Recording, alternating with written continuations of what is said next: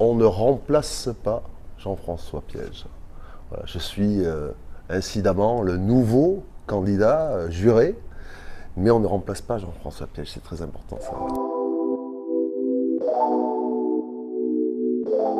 Je pense qu'aujourd'hui, quand on vous propose Top Chef à n'importe quel niveau, il faut quand même réfléchir, considérer l'offre, parce que c'est devenu quand même une émission qui est une émission majeure et qui joue un rôle avec des valeurs. Je ne vais pas faire le truc là, speech, scénario, c'est une réalité, sinon je ne l'aurais pas fait, avec des valeurs qui sont quand même des bonnes valeurs. Et c'est vrai que quand on me l'a proposé, il y a plusieurs choses. Il y avait un truc qui était quand même un petit peu flatteur d'aller me chercher à Shanghai, de façon un peu absolue.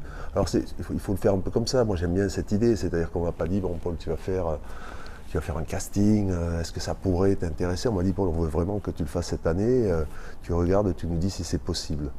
Ça, c'était bien.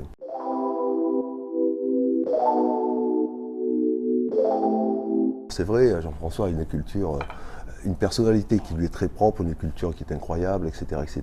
Il a une très grosse considération. Aujourd'hui en France, et par les cuisiniers français, c'était quand même le pilier un petit peu aussi depuis 10 ans.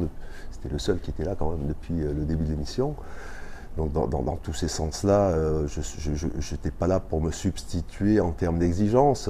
Donc ma personnalité, et sans chercher à camper un personnage, je connais très bien mon personnage de cuisinier, et je pense que les gens qui travaillent avec moi, mes collaborateurs le connaissent très bien. Je pense qu'ils vont être surpris de mon personnage finalement dans Top Chef.